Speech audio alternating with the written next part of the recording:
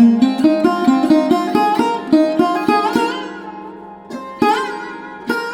ایک بہت پرانی کہانی ہے۔ کہتے ہیں یہاں سے سمندر پار بہت دور کسی سلطنت کا بادشاہ طبیعتاً زود رنج اور مزاجاً بہت سخت تھا۔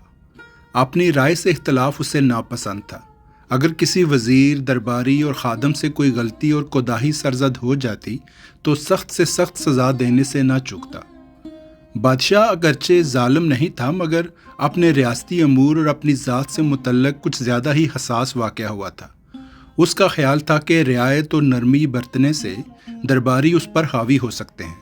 وہ کسی بات پر بگڑتا تو ایسا بگڑتا کہ لوگوں کے سر ان کے شانوں سے اتروانے میں ذرا دیر نہ کرتا۔ بادشاہ نے 10 جنگلی کتے بھی پال رکھے تھے۔ ان خونخوار کتوں کو خاص تربیت دی گئی تھی اور وہ بادشاہ کے حکم پر اپنے سامنے پھینکے گئے آدمی کو بھبور ڈالتے۔ ظاہر ہے ایک مجبور اور بے بس انسان ان کتوں کے آگے کیا کر سکتا ہوگا۔ کتوں کے نوکیلے دانت اور پنجوں سے گھائل ہونے کے بعد موت ایسے آدمی کا مقدر بن جاتی۔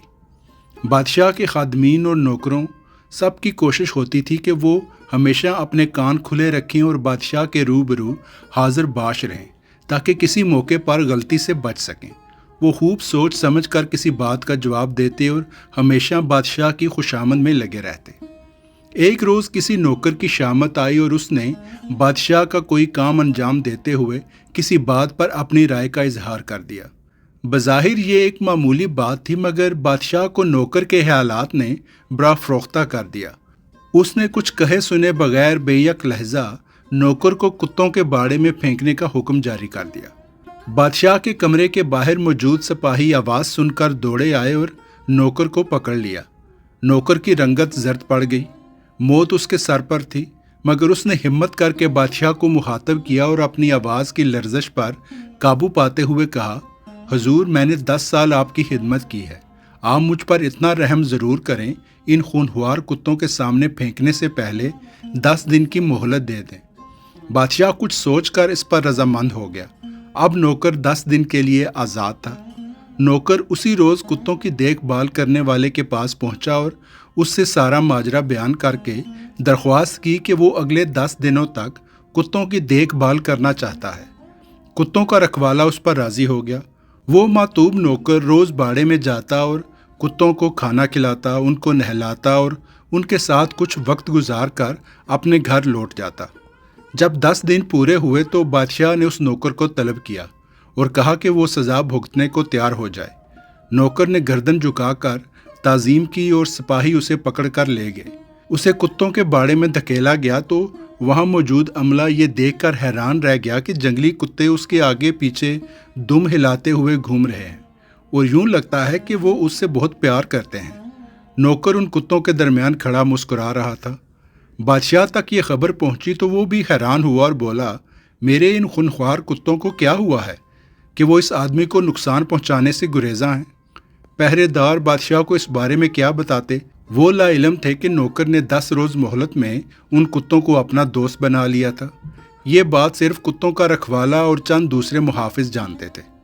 بہرحال بادشاہ نے نوکر کو دربار میں طلب کیا اور اس بابت سوال کرنے پر نوکر نے بتایا، حضور، جان کی امان پاؤں تو ایک خطا اور کی ہے جو آپ کے سامنے بیان کرتا ہوں کہ میں نے آپ سے جو 10 روز کی مہلت طلب کی تھی اس میں ان کتوں کی خدمت کرتا رہا ہوں، اور آج جب ان کے سامنے مجھے پھینکا کیا تو یہ نتیجہ نکلا، وہ میری 10 روزہ خدمت نہیں بھولے۔ میں نے پورے 10 سال آپ کی خدمت کی اور ایک معمولی غلطی پر آپ نے مجھے موت کے منہ میں ڈال دیا۔ نوکر کی اس جسارت پر درباری دم بخود رہ گئے اور خیال کیا کہ بادشاہ اس کے ساتھ نہایت برا سلوک کرے گا۔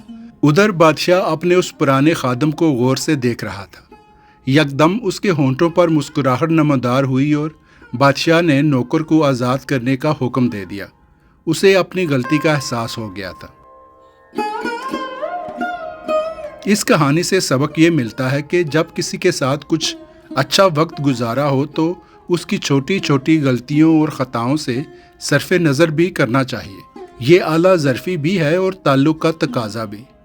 اگر غلطی سنگین ہو یا کسی سے ناقابل تلافی نقصان پہنچا ہو، تب بھی ممکن ہو تو ایسا راستہ اختیار کرنا چاہیے جس کی اپنے تو کیا ایک طرف دشمنی بھی تعریف کرنے پر مجبور ہو جائے۔